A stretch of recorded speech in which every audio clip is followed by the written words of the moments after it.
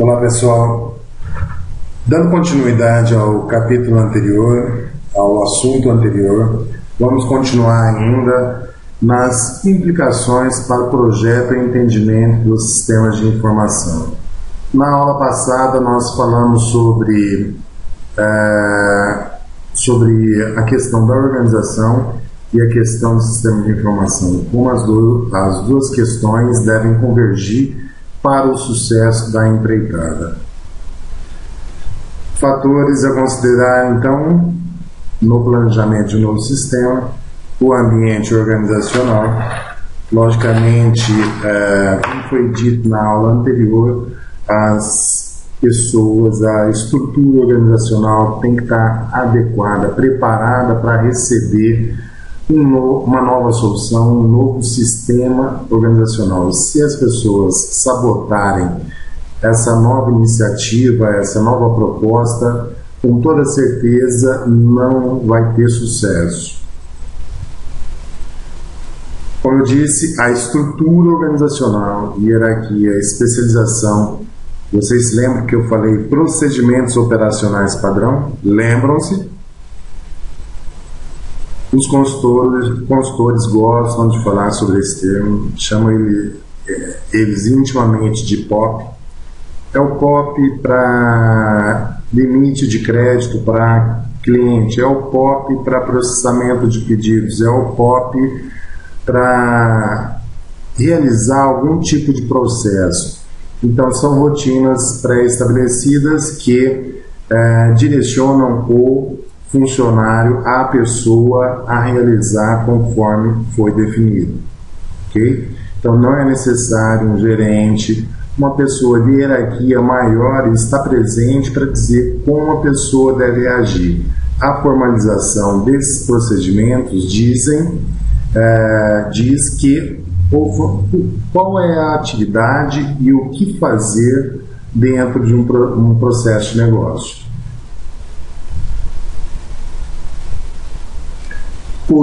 Cultura e política da organização. Nós falamos bastante sobre isso na aula passada. Toda e qualquer empresa, para ter sucesso, é necessário ter um plano. Dentro desse contexto, se chama planejamento estratégico, ou seja, aonde a empresa quer chegar, observando o ambiente interno, os concorrentes, a economia, uma série de fatores, o mercado consumidor principalmente, quais são as necessidades do mercado consumidor, e também analisando o ambiente interno, onde a empresa deseja ou pode chegar, o que ela estima chegar. Então, o que está lá no ápice da pirâmide, no nível gerencial, no nível da alta administração, o que eles pensam tem que chegar até o nível mais baixo, o nível operacional. E isto chega através da formalização de políticas da organização, que estão dentro do planejamento estratégico. Então, cada funcionário tem que estar ciente dessa política da empresa, de satisfação do cliente, de cumprir metas, prazos, orçamento, ou seja, é uma série de determinações da alta administração que todos os níveis devem obedecer, consequentemente criando uma cultura de comprometimento. Tipo de organização e seu estilo de liderança. Agora eu faço uma pergunta. Você que trabalha principalmente no período noturno, vocês têm chefe ou líder? Aposto que a maioria respondeu chefe. E chefe é aquele tipo de pessoa que simplesmente ordena e não dá os subsídios necessários para que a pessoa realize determinada função. É muito bonitinho falar sobre liderança, só que nem todas as pessoas que estão em níveis intermediários ou nível da alta administração conseguem obter esse selo de líder. Líder é aquele que motiva os seus funcionários para realizar uma determinada tarefa, um determinado objetivo.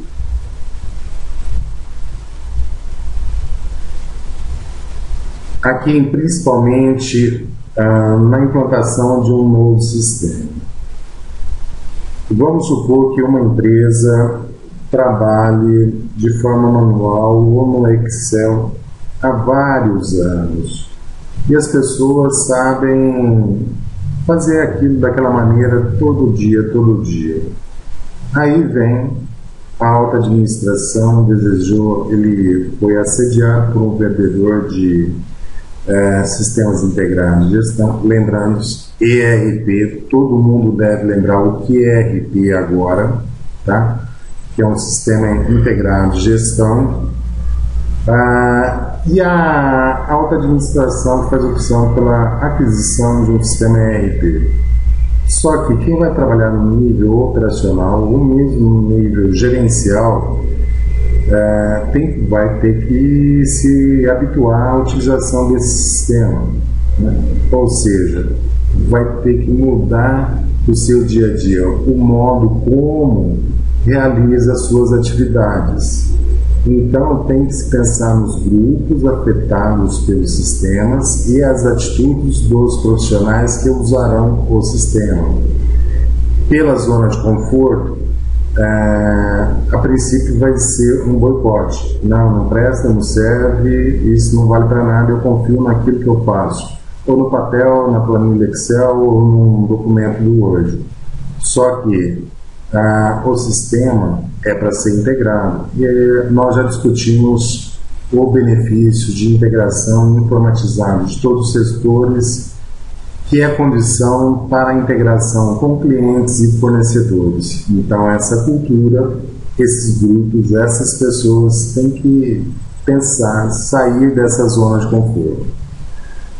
Além disso, outras implicações são os tipos de tarefas, decisões e processos de negócios que o sistema de informação é projetado para auxiliar.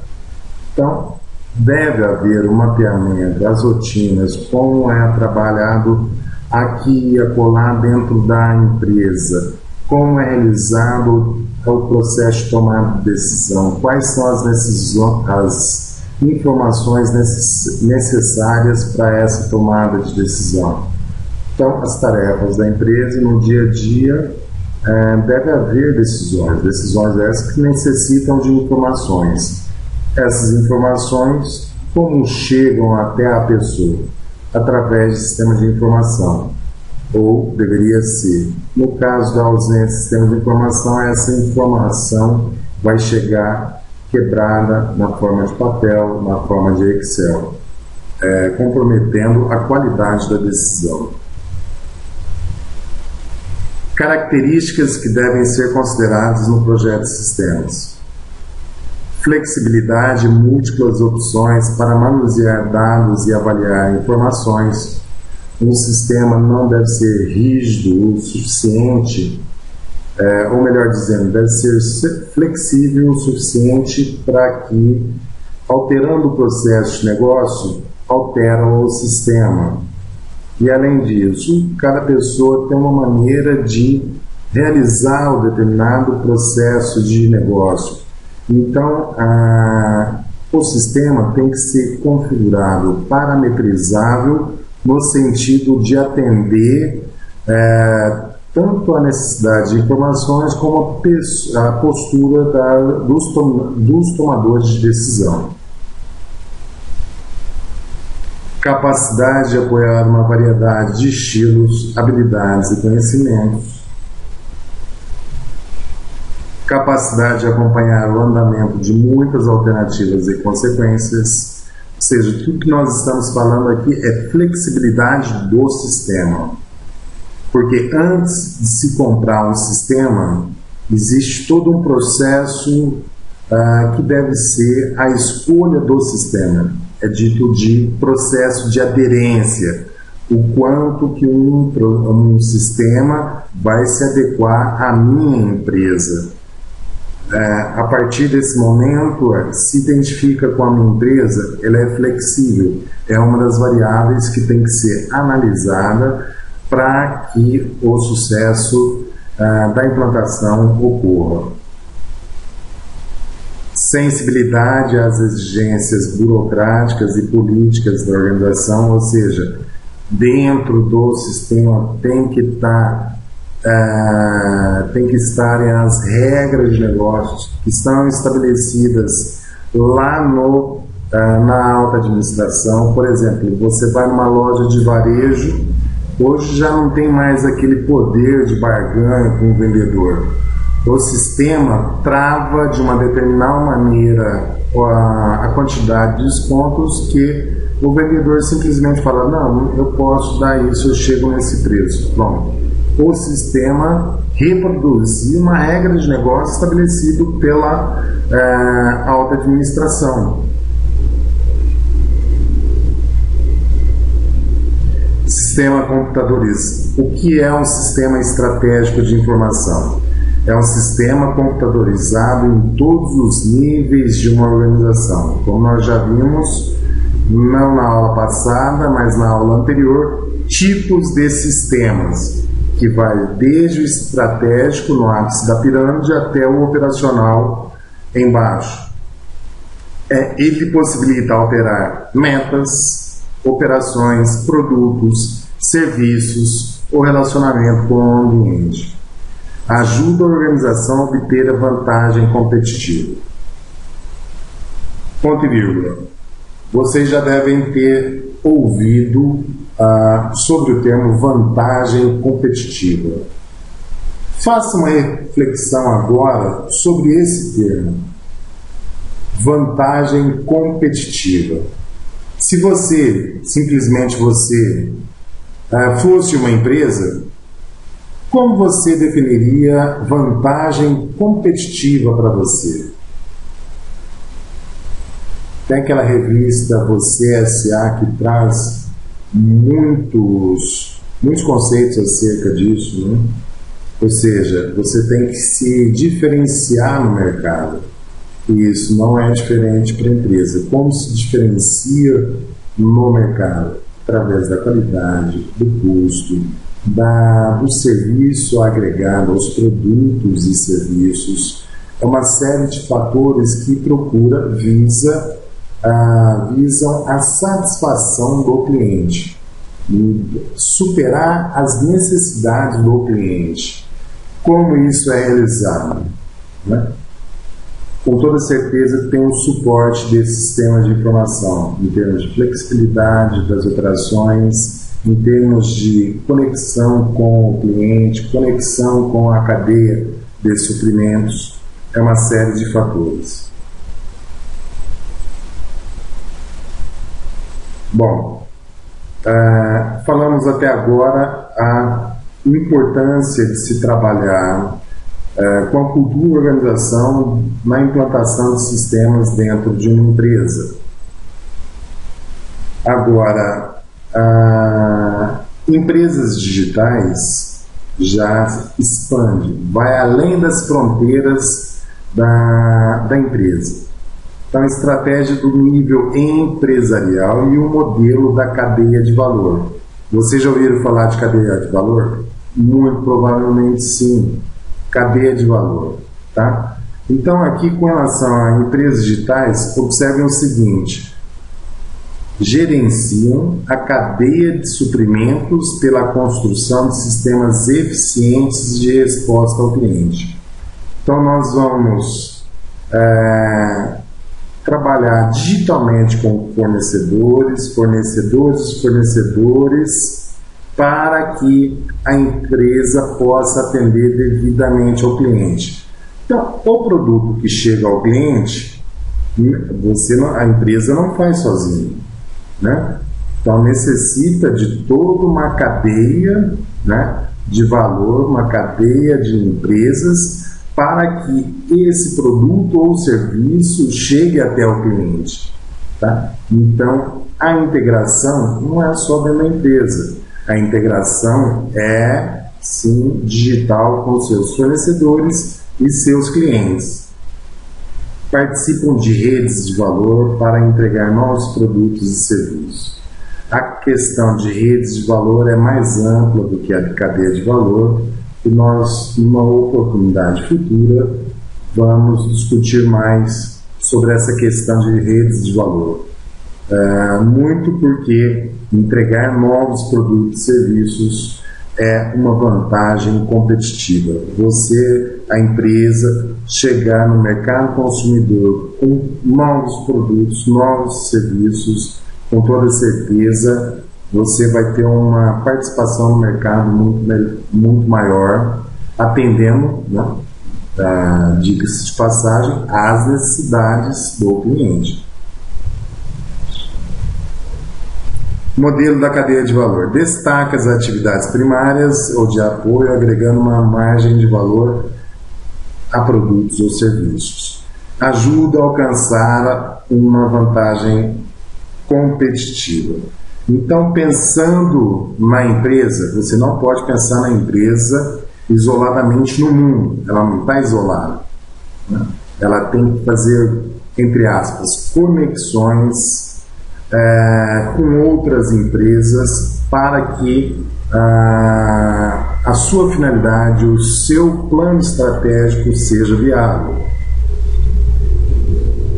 Definição de atividades primárias. Estão diretamente relacionadas à produção e à distribuição dos produtos ou serviços de uma empresa. A gente vai ver um gráfico na sequência que fica mais fácil explicar essa questão. E as atividades de apoio tornam possíveis as atividades primárias. Então, as atividades primárias, produção, está relacionado com a produção e distribuição dos produtos. Então, o restante é apoio para tornar possível as atividades primárias.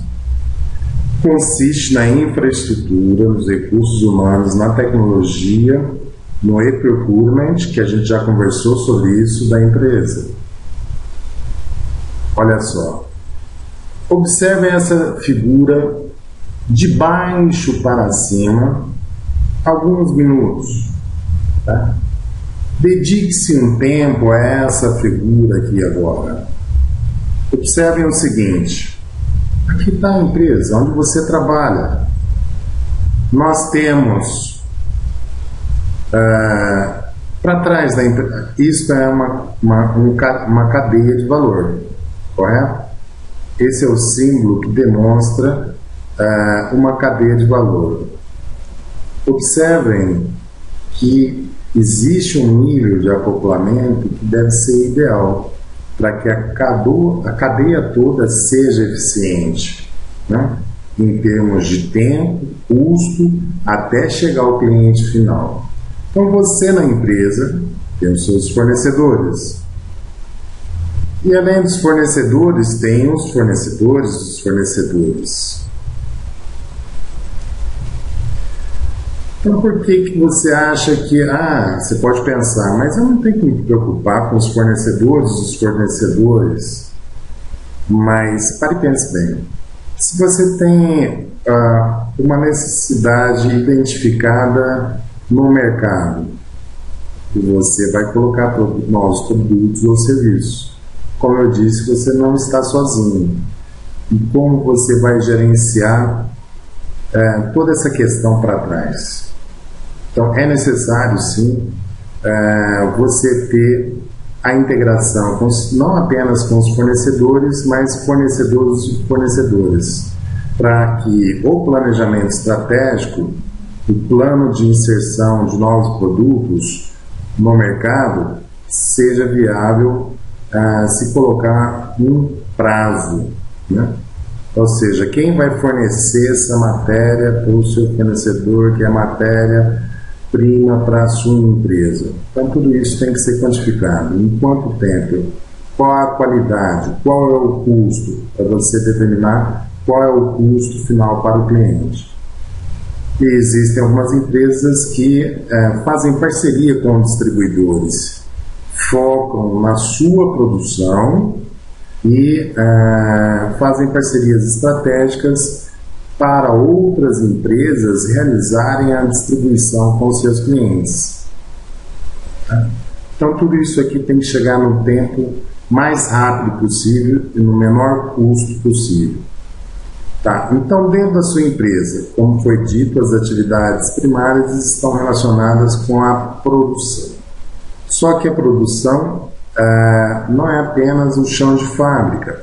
Tá? As operações da empresa tá relacionado com o gerente de logística, né, com a logística de suprimentos, ou seja, como eu vou abastecer a minha empresa de insumos, e além disso também está relacionado com como eu vou encaminhar, enviar,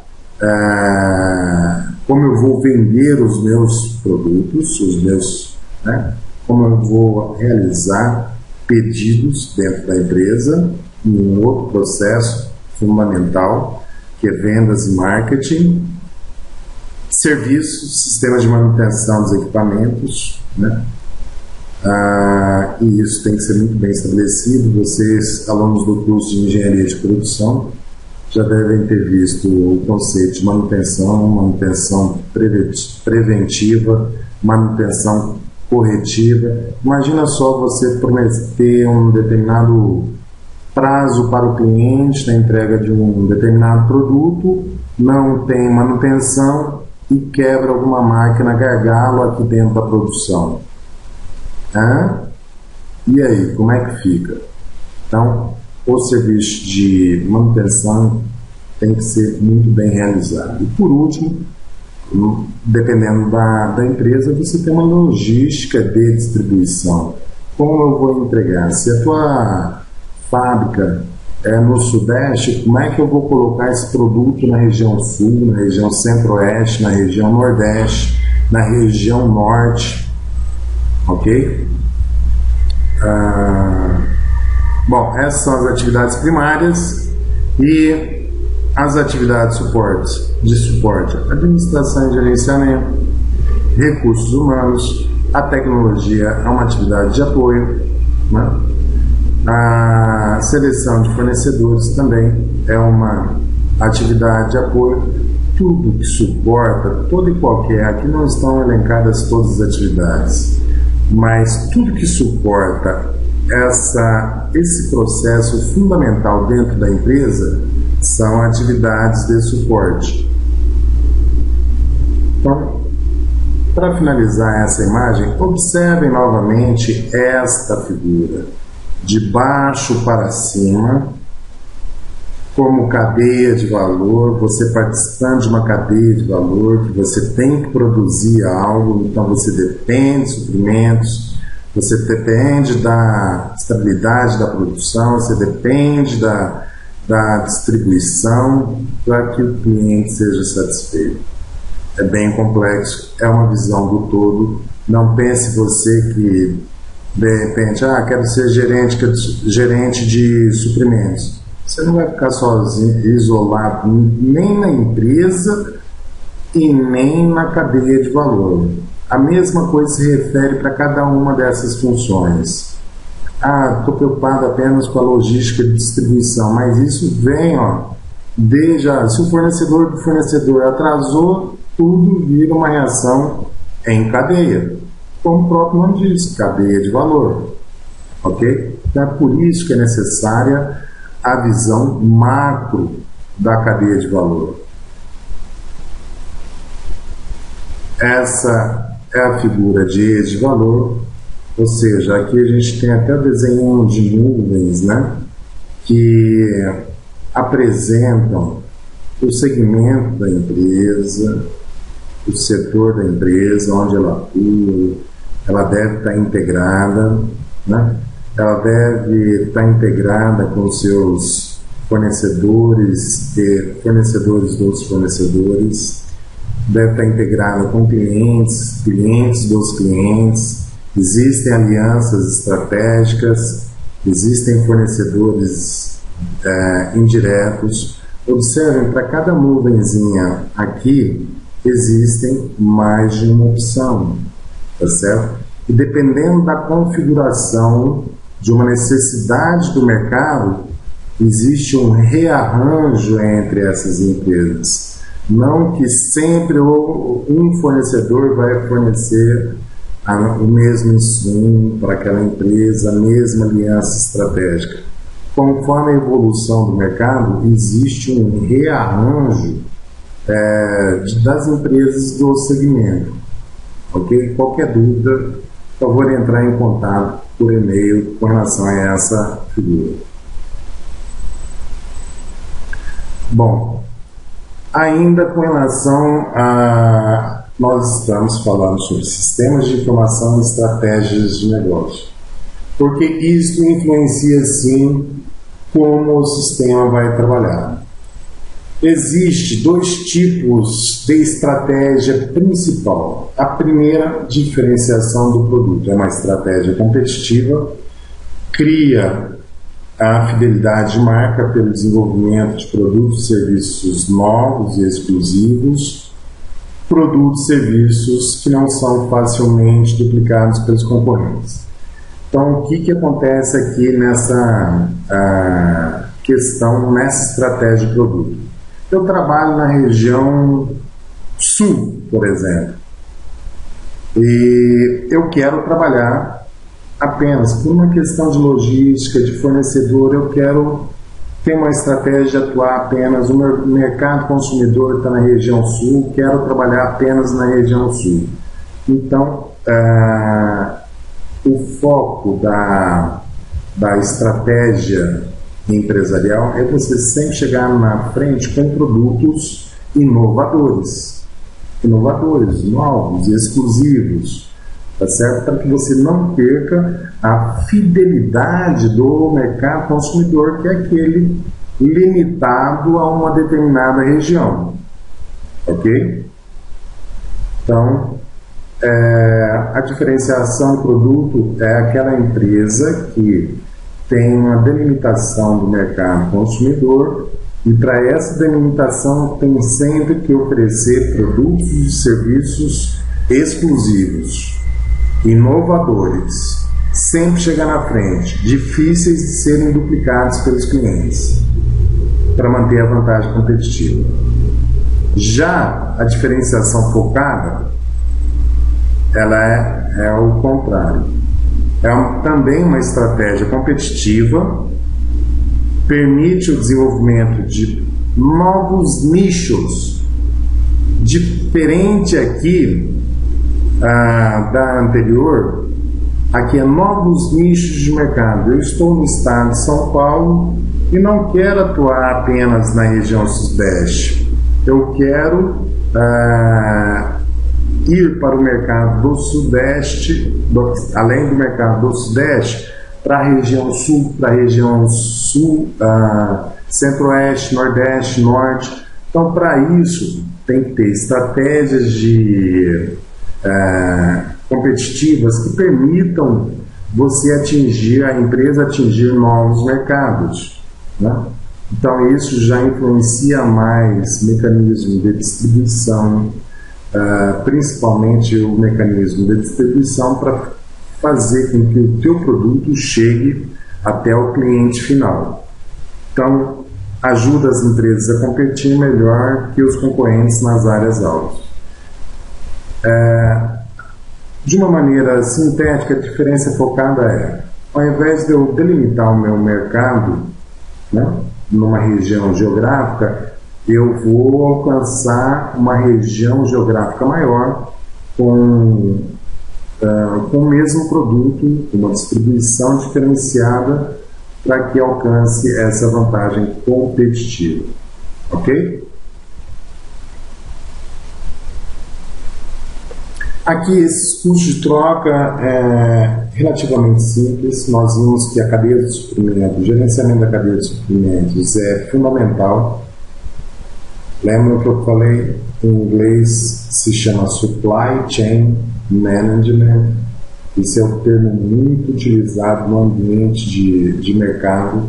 Se você indo para o mercado, para uma empresa, eles vão falar simplesmente supply chain, porque para você vender num preço menor, como nós já conversamos anteriormente, né, o teu preço ser competitivo, você tem que ter um preço acessível nos seus insumos. Se você não tem preço acessível não, é assim, preço adequado na entrada da empresa. Então, se o preço da entrada da empresa for alto, o preço de saída vai ser alto, ok? Aí vamos supor que um determinado cliente está pisando na bola, não está entregando no tempo correto ou com uma qualidade abaixo do esperado. Você tem que analisar, né? A empresa tem que analisar e tomar uma decisão. Sempre lembrando que para você trocar de fornecedor, isso importa custos. Despesas em que o cliente ou a empresa incorre, seja em tempo, né? A troca demora até se adaptar, integrar os sistemas demora, ou em recursos, ao mudar de um fornecedor ou sistema para outro. Observem essa imagem aqui. Nós temos o exemplo de um hospital, tá? E uma empresa distribuidora de medicamentos. O sistema tradicional de entrega tem um depósito relativamente alto. Esse depósito significa estoque. E estoque, vocês já viram, aprenderam que estoque é dinheiro parado. E principalmente na questão do hospital, quem já não ouviu falar que medicamentos estragam pelo fato do prazo de validade vencer? Às vezes o responsável pela compra vê uma oferta, vou comprar determinada quantidade de remédios, mas aquilo não tem utilização no hospital. Como é que fica isso? Vai chegar até o ponto que vai estragar e vai ter que jogar fora, ok? No método de suprimento just in time existe uma integração maior, as empresas se enxergam melhor, tanto o hospital como a distribuição, ok? Existe um estoque mínimo de segurança, né? E as entregas são mais frequentes do que a entrega tradicional. Não chega a ser diária, mas ela é mais frequente para poder manter esse nível de segurança de estoque para o hospital. Observem que aqui o estoque está um pouco menor. Já trabalhar totalmente sem estoque depende da confiança muito grande entre o hospital e a distribuidora, né, para que a empresa existam entregas diárias e com isso fazendo com que se elimine totalmente o nível de estoque. Mas para que isso aconteça, a integração entre a distribuidora e o hospital tem que ser uma sintonia perfeita, para que se possa determinar o que o hospital vai precisar amanhã e a entrega ocorrer a tempo hábil, ok? Então, para sair daqui e chegar até aqui, é necessário que exista a integração entre a empresa, ou seja, o sistema de um tem que enxergar o sistema do outro para que seja automática a reposição do estoque, ok?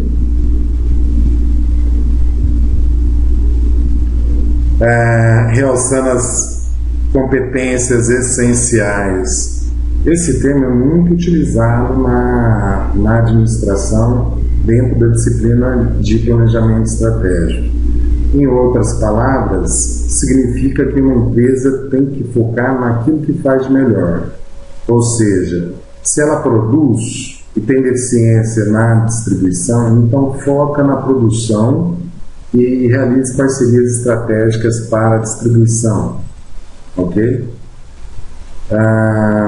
Dentro dessa competência essencial, né, você tem algumas definições a serem tomadas.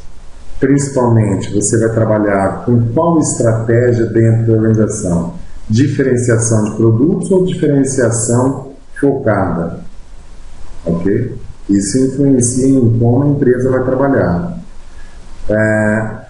Como eu já disse, a resposta tem que ser eficiente ao cliente, ok? Com uma integração na empresa, com sistemas de ponto de venda, análise de dados, pedidos online. Então isso chega rápido aqui e com certeza tem que agilizar a cadeia de suprimentos. Tem estoque sem almoxarifado, reposição contínua, entrega de just in time, ok? Então aqui está a cadeia de suprimentos, só que vista de uma maneira mais macro. Competência essencial, então, é a atividade em que a empresa é líder absoluta. Sistemas de informação encoraja o compartilhamento de informação através das unidades de negócio, aumenta a competência. Ou seja, compartilhar informação, já falei várias vezes, isso é fundamental para a eficiência não apenas dentro da organização, mas também ultrapassando as fronteiras da organização. E isso é possível hoje, afinal de contas o livro tem como subtítulos empresas digitais, e a integração é possível, digitalmente falando. Aqui falando um pouco mais de administração, o modelo das forças competitivas descreve a integração das influências externas, especificamente ameaças e oportunidades, que afetam a estratégia de uma organização e sua capacidade de competir. Então, aqui é a última figura, tá? Nós falamos sobre cadeia de valor, sobre redes de valor, eficiência dentro dessa cadeia de valor e o tanto que é necessário ser competitivo, ter vantagem competitiva. Só que, como eu disse, a empresa não está sozinha no setor, né? E é isso que impulsiona ter agilidade, flexibilidade, uma série de outros fatores. Porque dentro do setor, você já tem os concorrentes tradicionais. Mas além desses concorrentes tradicionais, outros podem entrar dentro desse segmento, oferecendo produtos e serviços substitutos que atendam o mercado consumidor. Aqui eu digo que tem que estar um olho no peixe e outro no gato, porque é uma série de questões. A gestão realmente é complexa, né? Porque são vários fatores e a alta administração tem que ter experiência, bom senso para analisar esse ambiente macro da empresa, que é definido inclusive por um grande guru da administração, Michael Porter, né? Que é o modelo de forças competitivas de Porter. Além disso, vocês viram a necessidade de estabelecer conexões com fornecedores de fornecedores, que se eles falharem, a tua empresa vai falhar dentro da cadeia de valor. Ou seja, se os fornecedores falharem, você não vai atender os seus clientes. Clientes esses que sempre colocam regras, colocam exigências dentro do setor. E não adianta você produzir e querer empurrar a goela abaixo o que você produz para os clientes. Os clientes não vão comprar. Os clientes vão comprar aquilo que eles precisam e consideram que tem valor. E olha só o ambiente complexo que a empresa está, né? Então, além do que já está, tem produtos que podem ser diferentes, novos concorrentes, e tem fornecedores que podem falhar ou não. Então, o que me resta é dizer, vocês têm que entender esse ambiente macro, né, para poder atuar numa função específica dentro da empresa. Forte abraço.